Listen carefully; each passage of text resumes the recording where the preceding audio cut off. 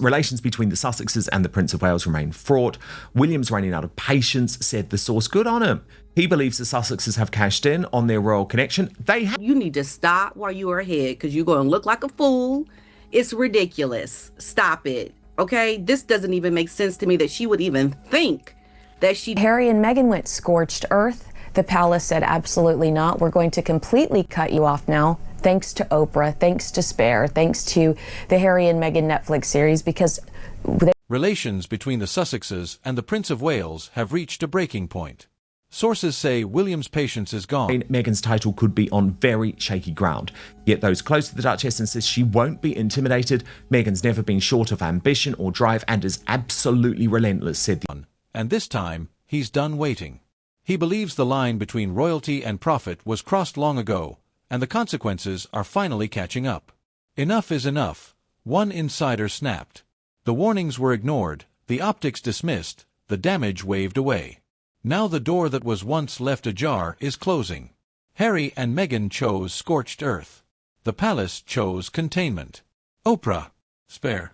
The Netflix series. If those titles remain their foundation, she and Harry will fight hard to hold on to them. P. Dinah, your reaction? The delusion. Each move widened the gap. Each reveal hardened positions. 4 years, the monarchy stayed silent while the public speculated, hoping time would soften the edges. It didn't. It sharpened them. And then William acted. This wasn't rumor. It wasn't briefing by proxy. It wasn't a trial balloon floated by aides. William put his name on it. A statement so clear, so direct, it stunned even seasoned royals. Shut your mouth, okay? You don't know what you're talking about. You are not going to get to keep that title. It is going to be stripped, and just get used to it. Royal watchers. No hedging. No coded language. No room for interpretation. Just 19 words that erased every lingering maybe. The implications are enormous. Titles, access, relevance, and leverage all hang in the balance. Those close to Meghan insist she won't be intimidated. They describe her as driven, focused, and relentless. But ambition doesn't change reality. And reality has shifted. It's just so swelled up with ego, she doesn't even know when to control it. Like, at this point, you need to just shut your mouth, okay? That's ridiculous. That's what I think. Yeah, and the thing is, P. Dinah, Paula Frolic of News Nation is making it clear that William is very serious about this. William crossed a line no future king had crossed before. Once crossed, there was no stepping back. No reset. No reconciliation waiting in the wings. The message was final. There would be no pathway for return. The conversation about moving on from royal life always circles back to one unavoidable reality. The titles are the foundation. Strip away the interviews, the documentaries, the podcast deals, and the branding, and what remains is status. That is why Harry and Meghan continue to cling to it so tightly. Without those titles, the narrative weakens, the leverage fades, and the influence shrinks. Everyone involved understands that, even if no one says it out loud. For most of his adult life, William did the opposite of what critics accused him of doing. And I think this was important too. It certainly backed up my reporting over the past few months. Why William feels so strongly about this. Watch. He waited. He absorbed criticism. He allowed speculation to swell unchecked because that is what heirs are trained to do. They calculate. They endure. They protect the institution by refusing to feed the noise. Silence was not avoidance. It was discipline. Patience was not passivity. It was strategy. But patience has limits, especially when ambiguity becomes a weapon. 4 years, royal statements were carefully worded to leave space. Your sources are telling you the Duke and Duchess of Sussex may lose their title. Why? How did this happen? Well, this happened because Andrew lost the title and Prince William stood up and took notice at how easy it was. So before... Space for reconciliation. Space for reinterpretation. Space for hope. Phrases were chosen to soften impact and avoid escalation. But that same flexibility became exploitable. Ambiguity allowed narratives to be reshaped, motives to be questioned, and intentions to be misrepresented. Eventually, silence stopped. For embarrassment, as we again saw with Andrew, with people off doing their things, and especially with Meghan and Harry still attempting Functioning as protection.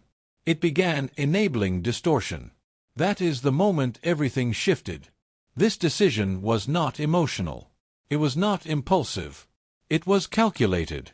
By placing his own name on the statement, William removed every buffer that once existed. No aides. No palace phrasing. No anonymous sourcing. The message did not come from the institution. Sweet, the timing isn't great for Harry. No, I mean, listen, my sources are saying that William no longer recognizes his brother. He basically said, Speaking collectively. It came from him alone. Inside royal circles, the meaning was immediately understood. Negotiation was over. This was not a warning. It was not a test. It was closure. One former palace official summarized it simply. When William speaks this directly, the matter is no longer open. very angry at all times, and William's just kind of like, hey, who the heck are you? And yes, they do blame Meghan. Now, I don't like to blame one person for another person's actions. Everyone has their own responsibilities. However, Open for debate. And this was never only about Meghan. It was about authority, structure, and control. It was about drawing a line where one had been deliberately left blurred for years. William was not reacting to noise. He was correcting imbalance. For a long time, people mistook restraint for tolerance. They assumed silence meant acceptance. It did not. It meant containment. Harry has gotten with Meghan, and he now feels he has to protect her and, defend her at all costs, even when there's bad behavior involved. And containment only works until the pressure exceeds the walls holding it. That pressure finally broke through. When ambiguity began to threaten credibility, when patience began to undermine stability, decisive action became unavoidable. This moment marked the end of waiting and the beginning of something far more rigid. The rules were no longer flexible. The line was no longer movable. And one Story is so appropriate right now because it's Tom Bauer taking us back to when the King and Meghan spent some time together. once drawn, it could not be erased. This shift did not announce itself loudly, but its impact was unmistakable. Royal observers felt it immediately, not through commentary but through absence. No soft language followed. No corrective clarification appeared. The silence afterward was intentional, heavier than any explanation. It signaled completion. From this point forward, assumptions would collapse, expectations would reset, and roles would harden. William was no longer preserving possibility. He was enforcing reality. What came next would not be debated, delayed, or diluted. The message had landed, and the structure of And in Harry's book, Harry talks about how they bonded, Meghan Markle and the King, and just how close they truly were. But the monarchy adjusted accordingly. Without apology, explanation, retreat, reversal, hesitation, compromise, flexibility, or retreat. The shift did not arrive with a single scandal or one dramatic revelation. It emerged gradually, through repetition. At first, it resembled the routine turbulence that follows any senior royal. But over time, the rhythm became unmistakable. What once appeared random began to feel precise, and once that realization set in, it could not be dismissed. By late summer, Catherine was fully immersed in her work. Early childhood development initiatives, mental health advocacy, long-term programs designed to create measurable outcomes rather than fleeting applause. These were not ceremonial appearances. They required credibility, consistency, and public trust. Over the fact that Meghan wouldn't stop her father from going on television, and the King kept berating, as Tom Bauer. And nearly every time she stepped forward publicly, something followed closely behind. Negative coverage surfaced with striking regularity. The language felt familiar. The sourcing vague yet consistent. The framing subtle, never overtly hostile, but persistently undermining. Go to Mexico and figure this out and hash this out with her father, because the longer that this continues, the more talk. Most revealing was the timing. Articles appeared within hours or days of key announcements, repeatedly cutting momentum short. One instance might be coincidence. Several could be dismissed as unfortunate. But repetition eliminated doubt. Initially, Catherine responded as she always had. She absorbed it quietly. Years in the public eye had conditioned her to withstand scrutiny without complaint. But Catherine is not passive. She is disciplined and analytical, accustomed to weighing patterns rather than reacting to noise. She began documenting what she observed. Dates, headlines, phrasing, sequences. By early November, the evidence was undeniable. Multiple instances where negative narratives followed her initiatives within 48 hours. Too consistent to ignore. Too precise to excuse. When she presented this to William... But at the time, he was going on TV pretty regularly and not just criticizing Meghan, but also criticizing the British royal family. And why I think this is so timely... There was no drama. No accusation. No emotional framing. She laid out the facts. This is intentional. This is interference. For someone who rarely raises concerns, the impact of those words was profound. This was not gossip or tabloid chaos. It was a clear assessment from someone who understands pressure and carries it without complaint. Her warning reframed the situation. And we saw that, of course, as the VE Day celebrations happened this week. That's what a real royal does. They don't lounge in a California mansion, spending the ill-gotten gains they make from trashing their situation instantly. This was no longer about personal criticism. It was about credibility. And within the monarchy, credibility is foundational. Undermine it, and the institution weakens from within. William understood the implications immediately. Criticism directed at him was manageable. Efforts aimed at destabilizing the future queen were not. What once appeared to be family tension now carried institutional consequences. The realization hardened him. What had been a matter of perception became a matter of power. Silence was no longer neutral. It was enabling. Each unchallenged narrative became leverage. Each half-measure created room for escalation. Restraint, once protective, had become permissive. The longer ambiguity remained, the more emboldened outside forces became. Inaction stopped being patience and became exposure. That understanding marked a turning point. The situation was no longer theoretical. It was operational. And from that moment forward, William knew the status quo could not survive unchanged. Something had to shift. And it would not be the institution that yielded. The situation crossed a line in mid-November, when information moved from suspicion into confirmation. William received a security briefing that was not routine and not ceremonial. It was concise, detailed, and unsettling. Royal security teams had been monitoring coordinated online activity tied to harassment and narrative manipulation, and what they uncovered left little room for interpretation. This was not organic criticism. It was not spontaneous outrage driven by public sentiment. It was structured, amplified, and synchronized. Accounts moved in clusters, pushing identical language, recycling the same accusations, and targeting the same individual repeatedly. Catherine was not a peripheral figure. She was the focal point. William's first... Say enough is enough. I mean, remember, Angela, in this interview, Harry comes very close. I mean, I would actually argue that he does clearly suggest that the royal family was... First question was practical, not emotional. Where is this coming from? The answer was measured but unmistakable. A significant portion of the activity traced back to online communities aligned with Sussex supporters. What once looked like a fractured family dispute had evolved into a digital pressure campaign capable of shaping perception at scale. At that moment, the context shifted permanently. This was no longer about hurt feelings or bruised relationships. It was about operational risk. It was about how influence could be weaponized against the monarchy itself. Silence in that environment was... It's out of control! Yes, that is completely out of control. And that was the feeling that because they won't give him the bodyguards who have got guns... No longer restraint. It was vulnerability.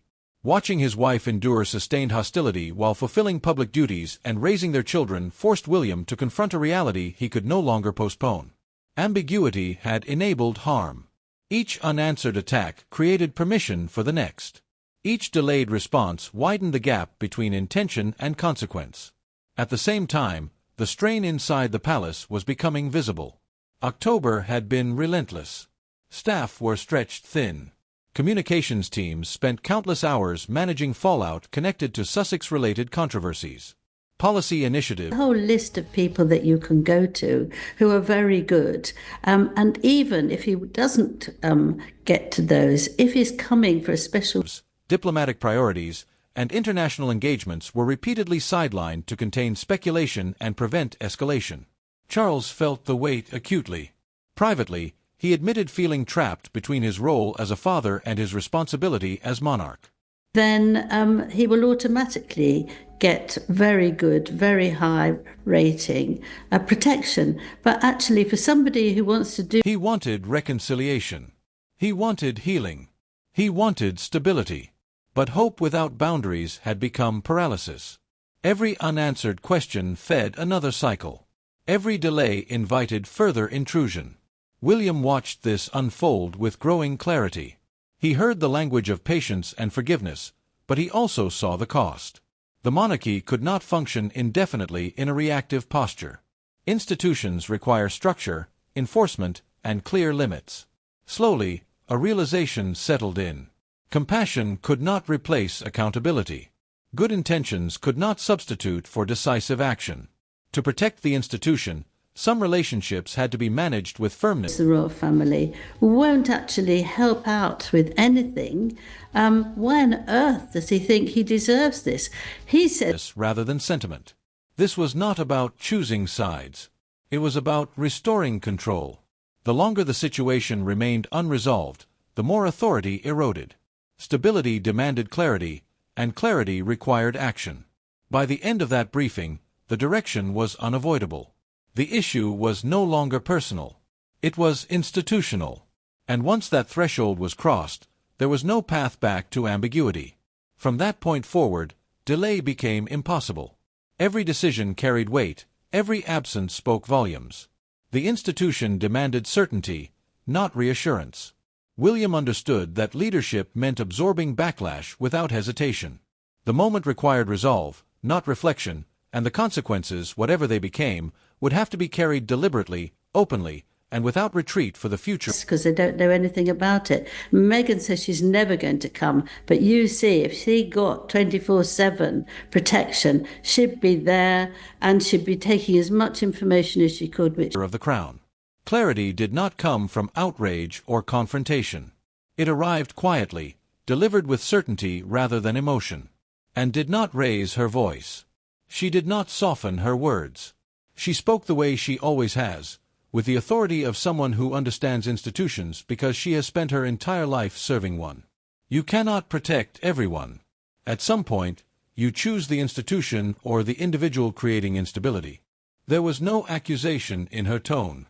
No moral lecture, just reality laid out plainly, and understands something many people refuse to acknowledge. Institutions do not survive on sentiment. You can't trust them, what they're doing. That's why people can't talk to them. I remember that Princess Anne said something, I think it was after Prince Philip's. They survive on boundaries. Loyalty, affection, and personal history cannot outweigh structural necessity when stability is at risk. William had been searching for a middle path, a way to preserve family relationships while maintaining institutional integrity, and dismantled that illusion completely. There is no middle ground when the monarchy itself is involved. Attempting to balance competing loyalties only prolongs damage. The pressure surrounding William was now undeniable. Catherine was under sustained attack. Charles was visibly exhausted. Palace staff were quietly questioning whether existing systems could withstand continued instability. International partners were observing carefully, measuring resilience rather than rhetoric. Every day of delay amplified risk. What began as personal tension had evolved into structural vulnerability. Indecision. Talk about Harry now is the weather, and I think that's actually quite right. So it's been going on for years, and he won't absolutely accept it or understand it. Was no longer neutral. It had consequences. Chaos was allowed to fester where clarity was absent. Anne's words resonated because they articulated what William already sensed but had not yet fully accepted. Leadership requires decisiveness. Protection cannot be indiscriminate. Institutions demand enforcement, not accommodation. Slowly, the realization settled. Sacrifice was inevitable. Not every relationship could be preserved. Not every grievance could be softened. The institution had to come first, regardless of personal cost. This was not about anger or punishment. It was about survival. About ensuring the monarchy functioned without being constantly recalibrated around ambiguity. About preventing precedent from becoming vulnerability. Once that understanding took hold, hesitation disappeared. The framework was clear. Boundaries would be drawn. Expectations would be reset. Ambiguity would no longer be tolerated as a strategy. This moment did not unfold publicly. There was no announcement, no dramatic declaration. But internally, everything shifted. The conversation moved from whether action was necessary to how it would be executed. William was no longer weighing options. He was preparing to act. The cost was understood. The backlash anticipated.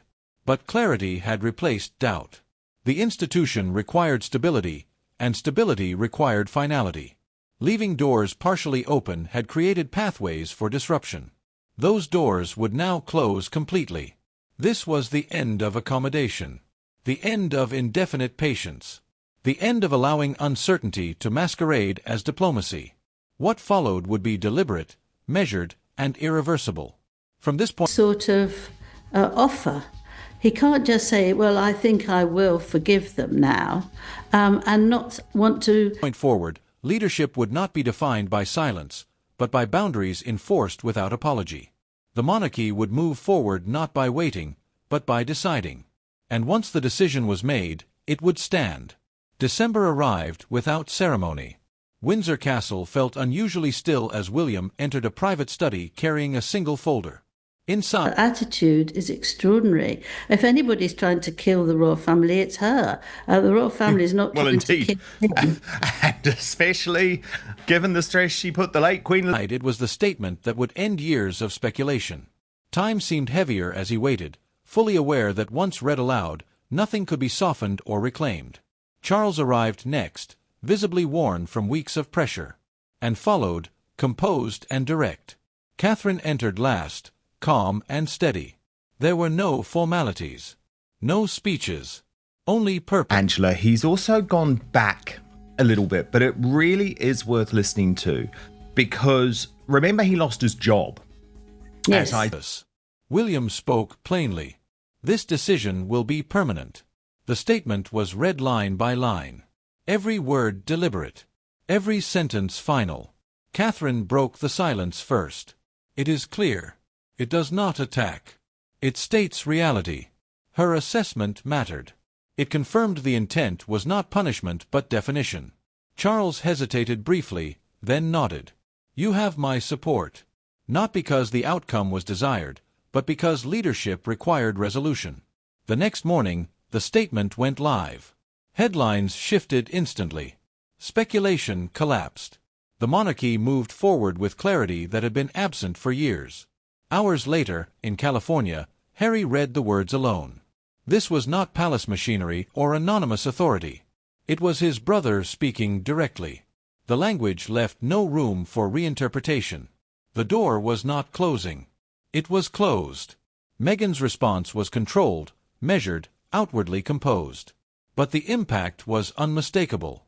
The buffer that had existed for years vanished. No loopholes. No ambiguity. No negotiation.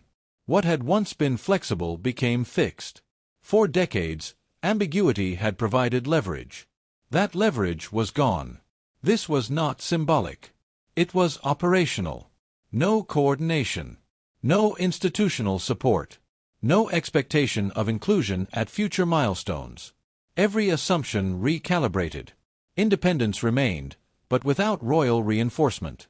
Freedom came paired with full responsibility. Every decision, every opportunity, every consequence would rest entirely on their own structure.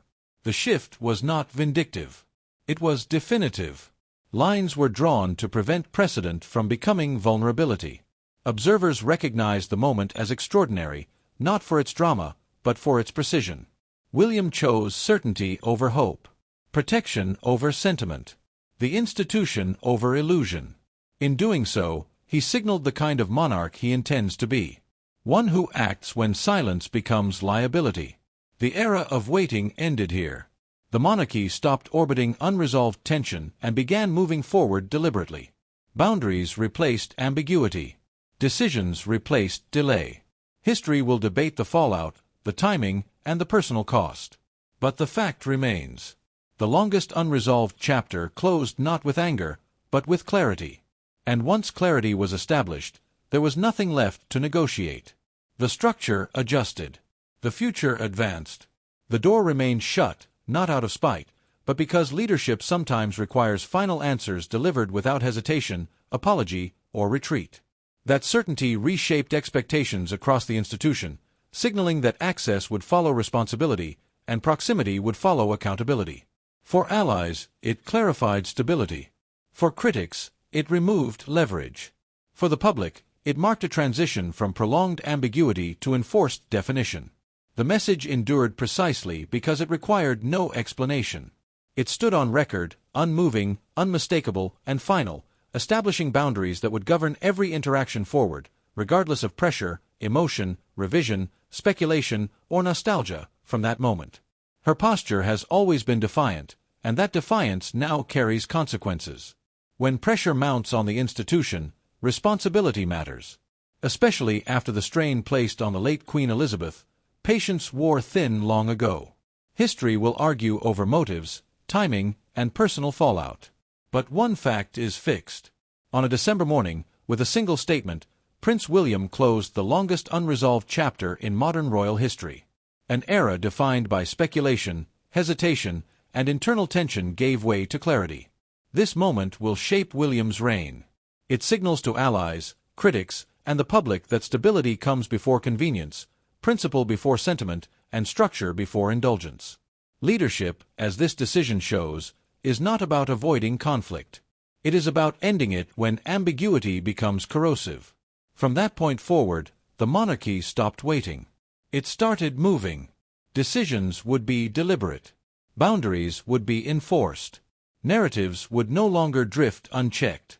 The age of endless maybes ended, replaced by direction, discipline, and resolve. William's legacy will be judged by moments like this, when acting decisively mattered more than being liked.